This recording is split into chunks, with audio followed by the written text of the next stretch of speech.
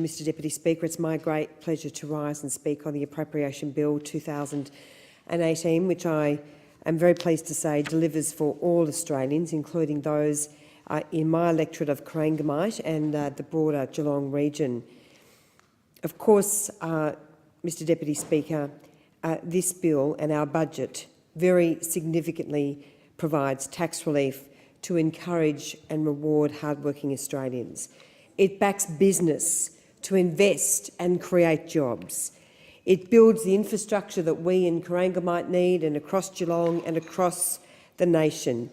And it also ensures, Mr Deputy Speaker, that government lives within its means. And I just want to reflect on the member for Lawler's contribution, because one of the things that the Prime Minister said in question time today is repeating a falsehood over and over again doesn't make it true. And what is one of the most disappointing things for me, being part of the political process in this House, in this place, is the constant misrepresentations and lies that we hear from those opposite. And we saw that in spades, of course, at the last federal election, Mr Deputy Speaker, with the Mediscare campaign. And it's just no longer right and proper that Australians should tolerate any member of parliament, be they in government or be they in opposition, who is prepared to stand up and tell these falsehoods. And I regret that whether it's schools funding, whether it's hospitals and whether it's taxation, the member for Lawler has made some very significant misrepresentations. And look, I just want to reflect a little on hospital funding and just the news locally that Healthscope has announced today that it's closing the Geelong private hospital, which is quite a shock, very concerning news. I understand the company is working very hard to deploy staff and provide for the orderly transition of patients. We're very fortunate, Mr Deputy Speaker, to have, of course, University Hospital run by Bowen Health, of course, Colac Area Health, many other fine public and private hospitals in our region, including the St John of God Hospital and Epworth Private Hospital. And I'm very hopeful that Bowen Health will be able to investigate how it can use the premises of Geelong Private to offer a broader range of services in the Geelong community, because one of the outstanding misrepresentations made by the Leader of the Opposition in his budget reply was that he was going to fix waiting lists. He obviously doesn't really understand how hospitals work in this nation because, of course, waiting lists are a matter for the state government. And I am hopeful that these premises may be used by Bowen Health to combat unacceptably long waiting lists for elective surgery in the Geelong region. That's got to be a higher priority for the state government. And I do want to note also that the Commonwealth Government, our government, is proudly providing record funding to Bowen Health and Victorian hospitals. The Commonwealth has increased funding to Bowen Health by $36.2 million, or 23.8% between 2013-14 and 2016, and funding to Victorian hospitals has increased by 36% between 2013-14 and 16-17 in comparison to the Andrews government, which has delivered growth of only 13.9%. And going forward, further forward under the coalition, the Commonwealth is increasing funding from $3.2 billion in 2012-13 to $7.1 billion in 2024-25, a massive increase to $7.1 billion for Victorian hospitals, and this means record numbers of surgeries, more doctors and more nurses. I also want to reflect on the very significant commitment that we have made for infrastructure, Mr Deputy Speaker. Welcome to the chair. And in Victoria, it is very, very significant. We have invested a record $17 billion in productive infrastructure, including a new spending in this budget of $7.8 billion for Victoria, and this does not include $3 billion for the East-West Link. And it is regrettable that the member for Lawler, who represents a safe Labor seat, along with the member for Corio and the member for Gellibrand, about whom I was speaking in my earlier contribution in the MPI, I really think regrettably take their electorates for granted. because the member for Corio, member for Gellibrand and the member for Lalor, who all represent either Geelong or Western Melbourne electorates, have failed to stand up for their electorates when it comes to investing in infrastructure. Daniel Andrews cancelled the East-West Link, vitally critical infrastructure for our region. It cost Victorians $1.24 billion. And what did those Labor members do? They did nothing. They didn't have the courage to stand up for their constituents and to say we are growing at a very fast rate, which we are. Geelong and the Geelong region is now the fastest growing region in the country. We desperately need this infrastructure, and it is absolutely horrendous to see a state Labor government waste money like that and not progress the infrastructure we need. The Westgate Tunnel is a small part of the East-West Link. It's not enough. It's a poor cousin, and it's very regrettable. We've also invested $1.7 billion, Mr Deputy Speaker, across Victoria for regional rail, most of which, of course, all of which is coming from the Commonwealth, only a very small amount from the state. And again, we've seen a paltry contribution from federal members who don't seem to be mindful of the second-rate rail service that we are being delivered by the Daniel Andrews government.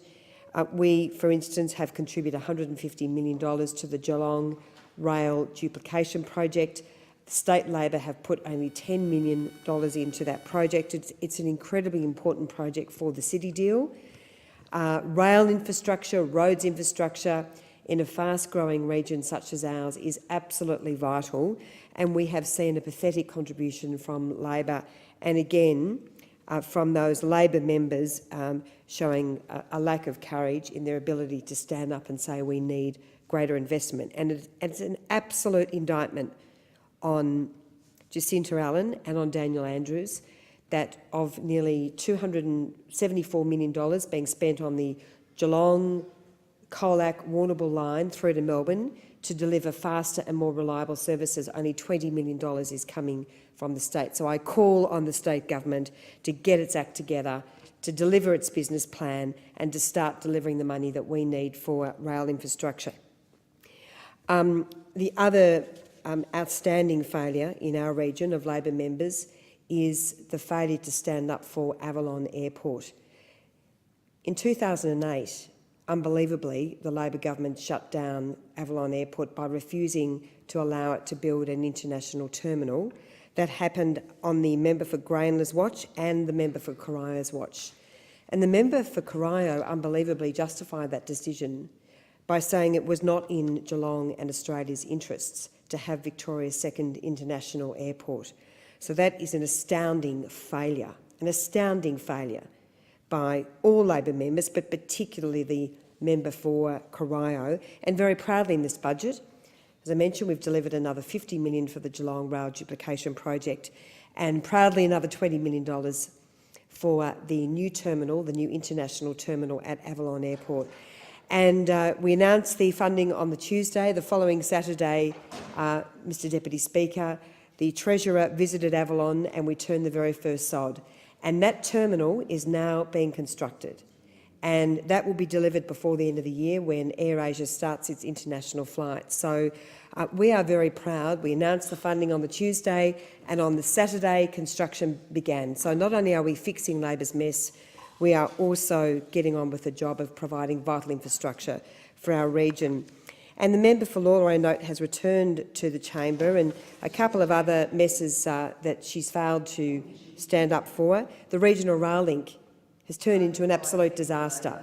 There was very significant money contributed by the previous Labor government. It was their project, and it's now become a second-rate service, overcrowded, unreliable. It is an absolute disaster, and I would have thought that the state Labor government would have put some money into its budget to fix the regional rail link, and it's done absolutely nothing. In fact, the member for Lalor, I don't even remember that she stood up for her community when Werribee lost its direct line back to Geelong.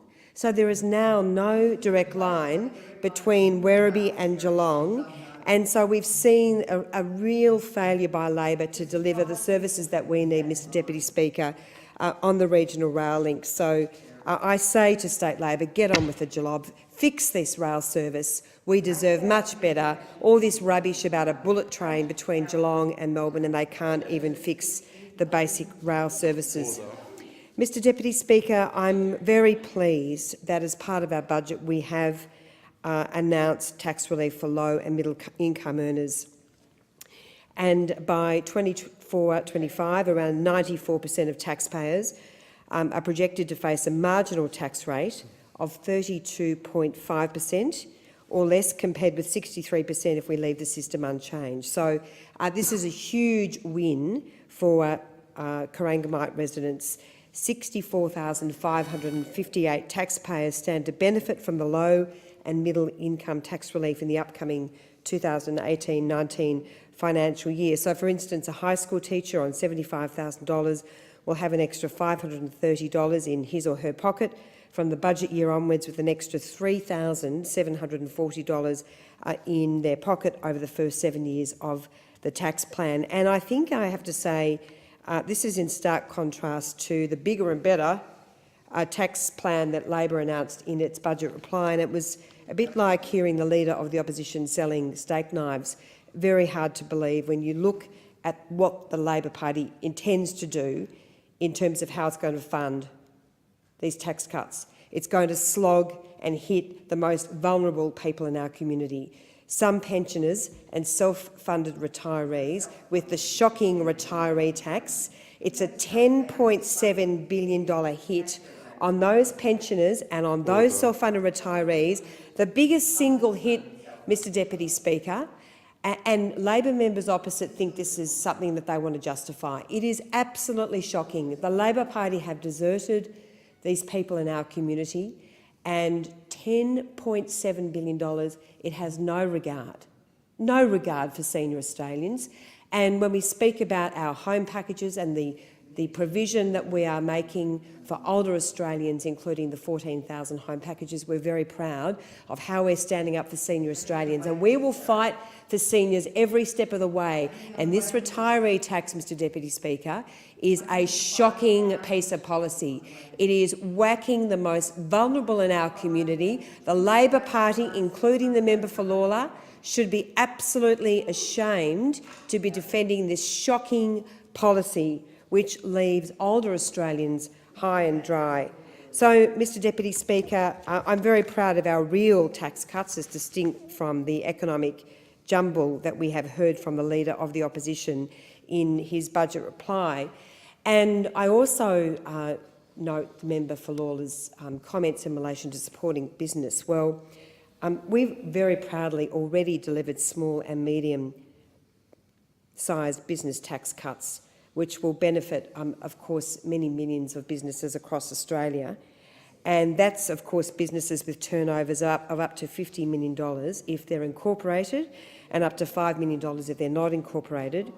And, of course, that impacts something almost 17,000 local businesses in my electorate, coupled with the very significant instant asset write-off benefit for small businesses, which has been extended for another year. So, as part of this $220 billion tax grab that the Labor Party is proposing, if ever it got into office, and God forbid if ever that happened, it's now proposing to increase tax on small and medium-sized businesses by reversing some of these tax cuts that we've already introduced. So it's very disappointing, and really, when the Leader of the Opposition has declared war on business, as he's said very clearly, he's declared war on business, he's got no interest in standing up for business, then I think that says it all.